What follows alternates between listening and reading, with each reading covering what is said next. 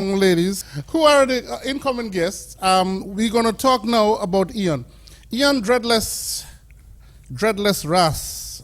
I don't know why that brings a smile to my face. Sanders, Jamaican born, created ZYNC TV. We're going to talk a little bit about that, as well as Links, LINK, New York Links, and several other activities. I met him when he was, I used to be a photographer slash reporter with Caribbean Life back in time, in its initial days.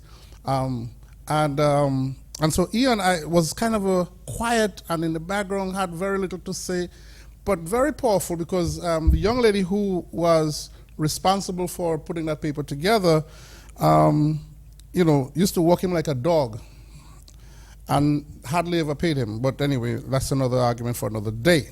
Anyhow, so tonight we're going to have a little conversation about Eion and his contribution to our community, which I find quite fascinating and quite interesting.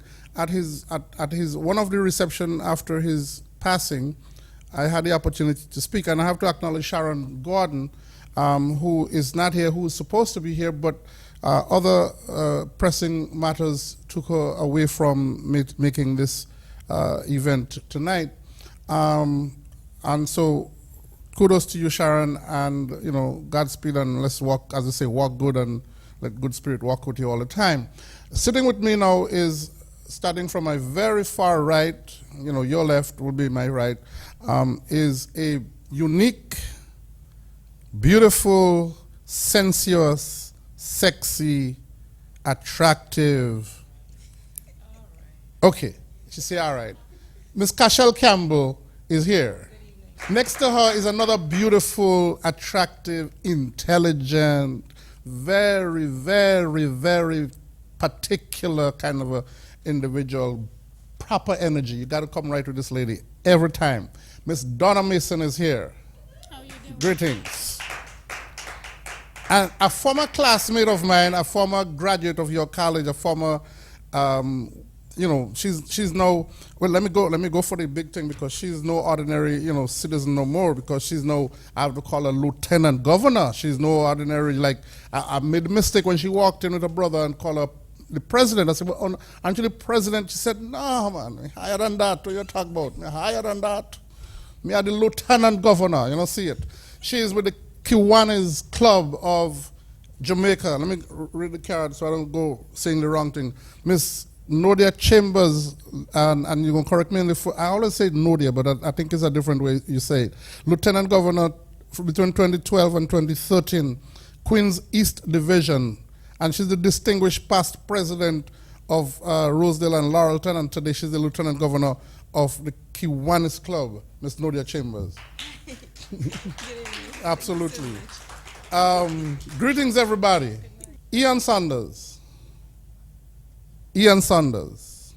Eion Sanders meant a lot to a lot of people in a lot of different ways. Take it, anybody. I'm not going to call on anybody to start it. Just take it, and let's talk about Eion. I met Eion while I worked at the Gleaner Company. I was in the advertising department, and he was a graphic artist, and he had a number of clients who would be placing ads with the paper, so I had to communicate with him on a regular basis. And I really got to know Eion as somebody who will always deliver. He was that kind of person. If I say, listen, I have a deadline, I need this ad tonight, Eion will stay up and he'll get it done eventually. He will get it done. I know he was a family man. I know his wife CJ, and my heart just goes out to the family because he passed away so early. When you heard that he passed, do you remember the first reaction you had? My first reaction was like, what happened? Was it an accident? Was it like a shooting or something? Because it was the very same week I got an email from him, one of those Christmas, wishing you a Merry Christmas, Happy Holidays, Happy New Year kind of thing. Right. Yes, and then to hear that he passed, I'm like, no, you must have mistaken. So I went on Facebook right away, and I saw all of the greetings, all the condolence messages, and I'm like, wow, I was shocked. Shocked. Shocked. That was the general consensus Yes. throughout the community. Miss Donna, Yes. Eion, he meant a lot to you. Yes. I know it's very difficult for you to talk about him because you guys go back in time, way back in time. Yeah, we went to school together, college together. We met when we were about 20 years old. Sorry. We're like the same age, so that came as a shock, because it makes you have to think about your own mortality. But yeah, we've been friends. We grew up together. Tight. Tight, not only, we were Professionally, friends. but- Professionally, yeah, but you're and, also- you yeah. know, I mean, I had to watch him coming into being. We both came into being from school, being in the Caribbean Student Union, Which school is that? Brooklyn College. Okay. Yes, Okay. Caribbean Student Union, student government. We were both in the political parties.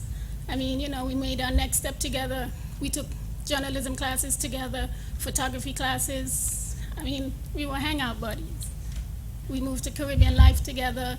Simone Gill, who started Caribbean Life, she was in our class. So when she started that, I was her second. I called Eion in. We've been traveling a path Together. for I know it's hard. I know it's hard. Trust me, I cried. I mean, and I cried. And I don't cry, a man crying for another man, that.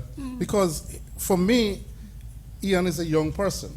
Eion is not, you don't expect Eion to hear Eion died or someone like that just, died. Less than, like you say, an accident or some strange thing happened, but Right. just die. But anyway, Ms. Cashel, Yes, you have a different connection to Eion. I do. I guess you would say I'm on the receiving end of the love. labor and the love that he put into his passion. And I've been racking my brain about how we met. I don't even remember if it was a family friend or an event or something. But I do know at that time I was just building and going forward in this world of belly dance and sensuous movement as a woman, and wanting to promote this message of self-love and compassion. And I met with him. I'll never forget. We went to this diner on near King's Plaza, not too far. What is King's Plaza on Utica? On Avenue U and Kings Right Plaza. there. Yeah, Yep. right. Yeah. And we met there, and I, asked me to talk to him about my mission and my vision and everything. And he said, "Well, I would really like to give you a chance to show that. We have a Women's History thing coming up. It was in March, because Women's Month, I believe, is March. And he invited me to the BCAT studio, and he had me there with some other very up and coming and exciting artists that were also of Caribbean descent. And I just remember him being so kind and so open, and coming from a space where a lot of people don't get a chance to really understand or want to embrace women of color embracing themselves for the right reasons, for the reasons of coming back to your divinity and your feminine qualities. That needs to be promoted more often. And so it always stayed in my heart that this person that I don't know so avidly stood behind my cause and said, "Come in and I'll shoot you." And he did an interview with Shoot me. us in videotape. Yes. And he did a video there, and I had some backup dancers, and he put my name on the screen and everything. And it meant a lot for what it is with Well, dancing. you're in the beginning stages Of dancing. I of had dancing. already, done my career where acting is concerned for Right. a long time, but where dancing was concerned, I never pushed myself in that forefront. So he gave me that first opportunity, and I cherish him for that. So I'm asking you the same thing I asked Ms. Nodia here. Where were you when, and do you remember your first reaction when you heard of his passing? I do. I was home. My cousin, I just got off the phone with my cousin, who had met him more than once, and she called me back and she says, I think Eion passed away. And I'm like, what are you talking about? Where are you even coming from with that? She's, I'm sorry, but I saw something on Facebook, and so I went on Facebook. And the first thing I felt was just a sincere sadness that, moreover, he touched a lot of people. Yes. And he did a lot of work in a lot of beautiful ways. And I think I felt sadness from the space that we are all now missing out on some person and some being that can no longer continue to touch us that way and be here to do that. Ladies, let me ask this hard question.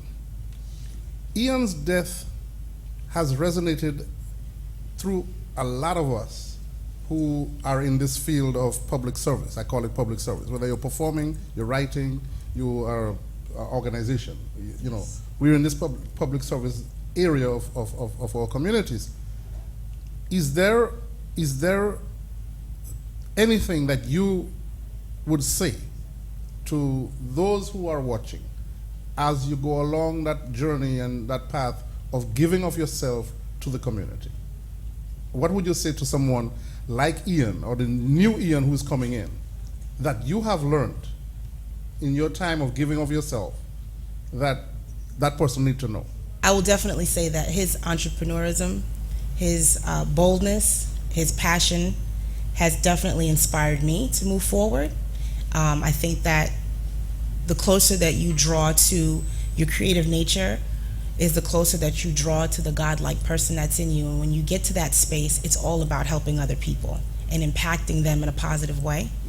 And I think that his life and who he was and what he did definitely will continue to impact me that way, to be a person of service. I'm currently working on my master's degree in dance therapy. Good for you. And I'm looking forward to taking my movement into a space to help people heal and continue that energy of serving others and helping them be uplifted. In terms of, I was with Eion in his beginning stages in all the seminal aspects from Caribbean Life, wherein I know many people don't even know he designed the masthead for that paper. First issue. And like you said, he worked and didn't get paid. I've been with him throughout that stage, and we were always in that seminal phase.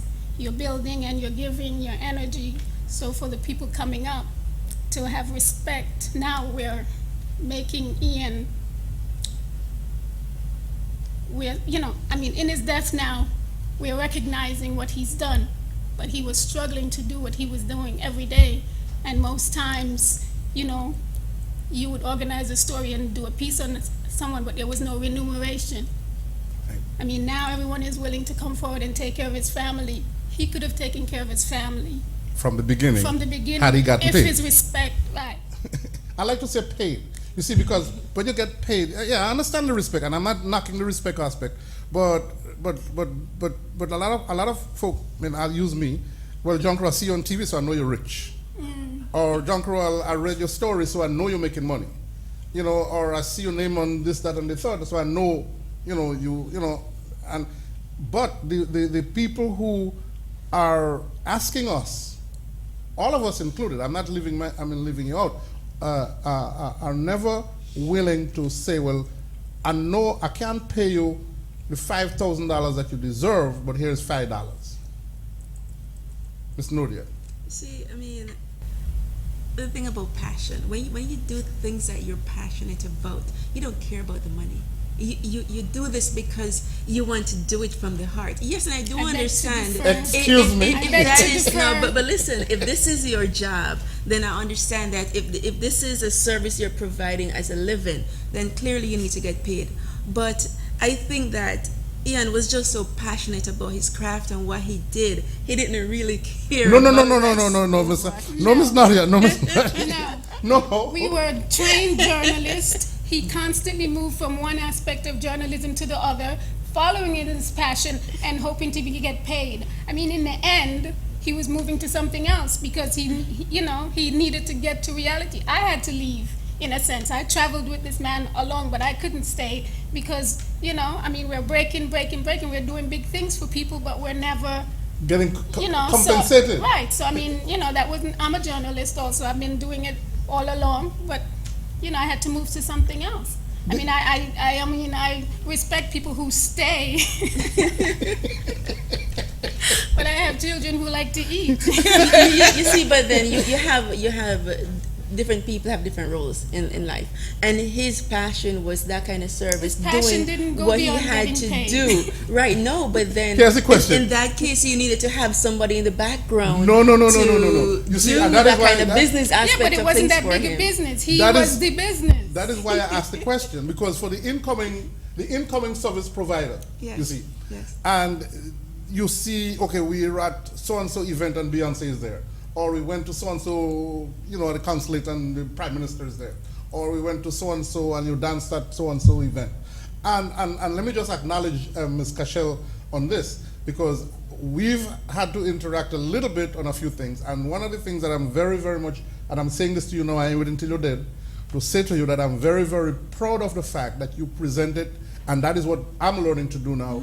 When somebody asks me to do something, yes, it's my passion, Yes, yes. but I'm saying to you, give me $1. See, no, but you have to market yourself. You have to market your product, whatever it is that you do. So if I'm going to do this, I'm doing this for free, then yes, I'll do it. If I'm doing the service, and for my services, I'm charging you $50 for this service, yes, there's $50 for the rate, I'm going to be talking to you about it, yes, this is it. See? So you have to approach it from a business perspective. Our community. If you Nadia. expect for that to follow through. Nadia, our Yes, community, yes. unfortunately, our community, I say, here's what my line is. When they ask me for whatever service that they're looking for, my line, I learned this line, and I had to learn, it took a long time to learn this line. Okay. What is your budget? And once I say, what is your budget? Because I know they don't have money. Because they love to tell you, well, we have no money, you know. Okay, it's a little fundraiser we're doing. Oh, God, you know, come now, just bring your camera and come. Okay? I had to learn, what is your budget? So it's not that we're doing it because we're just passionate about it. I love to dance. And I used to be a hell of a dancer. Yes. Okay? Yes. I know it's hard Demo. to believe. Okay? But I also love to write. I stopped writing because I refuse. The Amsterdam News, the biggest black publication in New York City, is still paying $45 a story, if you're lucky. Really? Okay? That's the Amsterdam News. Okay. Okay? And they are 500 years old. I'm just saying that. I'm just using that as a number. Right. Our community does not respect, Dana mentioned the respect before, does not recognize talents, regardless of what you do. There's absolutely, well, you know, just give us a blind now, you know, so. Everybody looking at an angle. Nobody's willing to put $1 on the table and say, listen, I know I can't handle the 5,000, but, you know, hold 5. And nobody's willing to do that. But anyway, I don't want to take over. I don't want to but, so it's not a passionate thing. But I mean, It is passion, but then at the same time, passion should be Rewarded. And, Exactly. and a sense of self-value has to come into play. As a child to a Jamaican and Guyanese set, really? right? Guyanese and Jamaican? Yes. So you're fighting with yourself all the time? Oh God. I will say to you, I do notice certain things in our culture that's, we have to learn to be different. And the only way you're going to learn to be different is by being different. You can't let someone in unless you open the door. So, you know, I know for me, I can just say on this part, as an artist, people love to think, you know, I put a tag on my Instagram the other day that says I'm an entrepreneur. That doesn't mean I work for free, right? Sometimes you have to say no. I don't care what that makes me look like, but I'm worth something. So you have to pay for it. But that's about you branding and marketing your services and what it is that you're worth. You have to define your worth for people because they're not going to define it for you. And that's precisely it. You do have to define for example, then, what that's going to be. You have a product and you could be the best graphic artist, you could be the best producer, whatever it is that you do, the best journalist. You have to say, okay, fine, this is my budget. Or as John said, what is your budget? What am I working with? Let me see if I can accommodate your budget. See, but unless you say that, then people think you're volunteering. I do a lot of service projects. I mean, I'm with Kiwanis. Like, we do service projects. So whenever I do anything, it's just for free because I have my day job. Right, exactly. Right. And it is striking there's that a balance. difference. It's striking that balance. But when the Kiwanis is providing the service, right, and they call on Dana and say, Dana, listen, I understand that you're a photographer. And Cashel, I understand that you're a dancer, and we'd like you to come photograph the event for us. We'd like you, Cashel, to do a dance presentation for us. We expect the co-owners to go in the budget area and say, okay, well, $10 for the dancer, $10 for the photographer. But our organizations don't like to do that. Well, not necessarily. But we're going to be upfront with Cashel or Dana. No, I'm just using. I understand. But then, if you know it's a service project and you are passionate about what we do too, and you say, okay, fine, your normal fee is $500, but for us you'll do it for $100. Then clearly, if that's something that we can afford to do, we'll say, fine, sure, go ahead. you know. So we've done that. But I don't want to. I don't want you to defend the Yes, Kiwanis. no, I But I'm just understand. saying I use the Kiwanis Yes, as the representative yes, organization. yes, But yes. I'm just saying in general, and Donna, you have seen this, where people just expect you to show up, you know, and just, you know, whatever you do, just do it, regardless. Even in working with, you know, there's always what is something about our community. We're always starting something.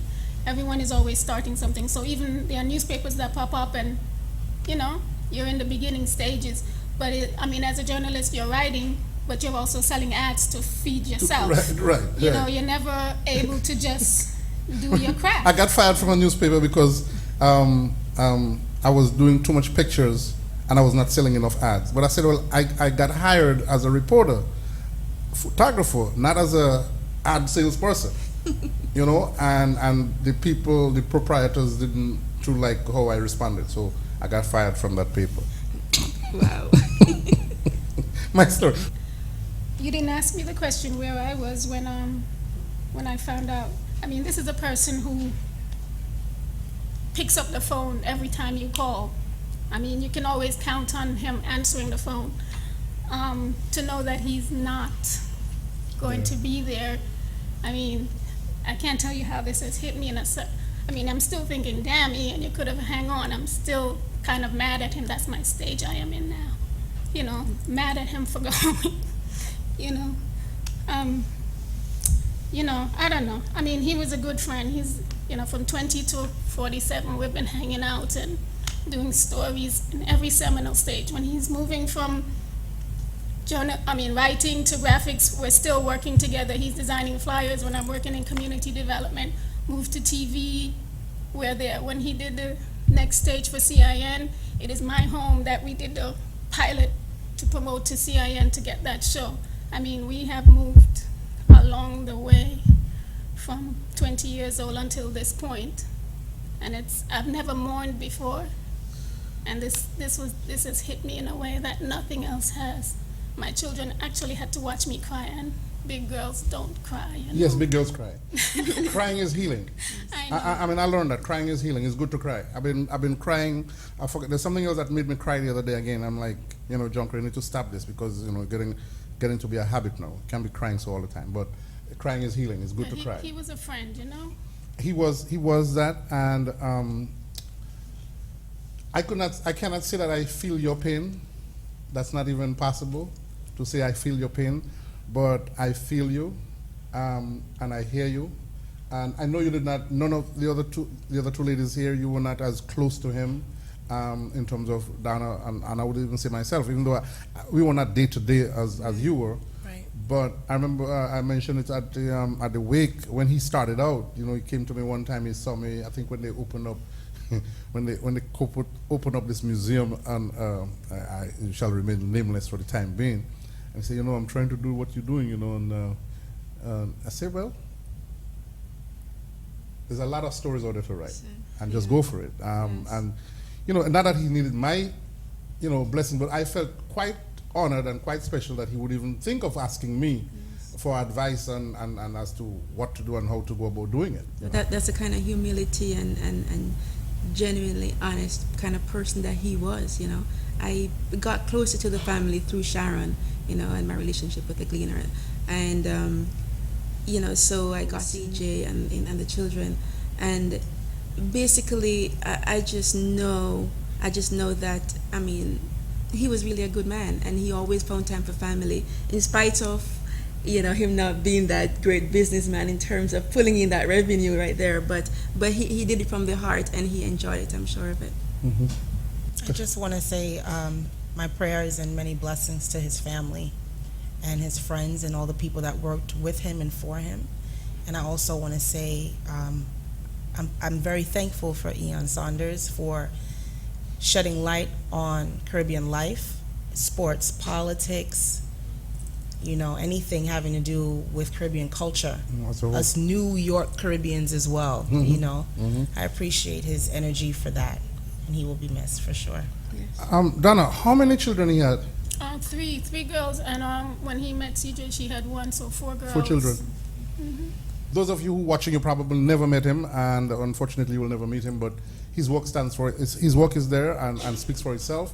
and I encourage you to look him up. He has a lot of work out there, a lot of things he's done out there, and a lot of people has been touched by Eion. Let me just, I want to close out this segment by going through reading this thing called Chant Dong Babylon by Psalms of Osinyango, Osinyefo, Chanting Dong Babylon, Psalms of Osinyefo. Come make we chant dong, chant dong, chant dong, chant dong, chant dong. Come make we chant dong Babylon one more time. Cause them soft, yes, them soft, yeah. Bob said them soft. Come make we chant dong Babylon one more time. It seems we all listen to Bob Marley reggae music, but we don't pay enough attention to the message in the lyrics, because here we are Africans standing on the threshold of Babylon, watching our people trapped in a psychological prison by devils who are afraid that we, the poor and the oppressed, will rise against them in spiritual treason. So them build up them wall of oppression, appointing we own Uncle Tom to watch over us as wardens, killing each other for a taste of capitalist freedom that just can't seem to come. So it's about time we come together and chant down Babylon one more time. Me say, come make we chant down, chant down, chant down, chant down, chant down. Come make we chant down Babylon one more time. Come make we tear down this wall of oppression and burn them psychological prison. Come make we dismantle this wicked, evil system and put an end to all this inhumane suffering. Come make we take some time and reason together and find out why we, the children of Africa, were sentences at birth to die, lynched with the chains of oppression wrapped around our minds, imprisoned on genocidal death row, fighting over territorial rights of the ghetto, arguing over color, me lighter, you darker, while Babylon prepare for the slaughter. Without babies trapped in the crossfire, and our leaders trying to sing a strange song in a strange land. Can we get along? Can we get along? Can we get along? Can we get along? Forgetting the lyrics to Bob Redemption song about the merchant ship and the bottomless pit, where after 400 years, we still endure this merciless trip. So Africans, it's time we come together and chant down Babylon one more time. Me say, come make we chant down, chant down, chant down, chant down Babylon one more time. Come make we chant down Babylon one more time. Cause them soft. Yes, them soft. You know them soft. Bob say them soft. So come make we chant down Babylon one more time. Psalms of Osagyefo. I tried getting a hold of him so that he could come in and actually present this tonight, but or whatever he wanted to. However, the contact numbers that I had for him are disconnected, and so that I was unable to make the location. But I went in there and I saw, and I said, let me find something in here that I could relate to, and it might not fit into Eion and it might not fit into the tribute, but I think Eion would appreciate this brethren and that particular psalm reflecting on Bob and his music. Yes. No, they're not a hidden approval. From the Jamaican passing, so may arrive right there. So. As a matter of fact, he had moved on to Bob Marley's sons, so we were listening to Stephen Marley and the rest of the young ones after, like when you're driving with him, that's what he would be listening to. Right. So you graduated from the father note.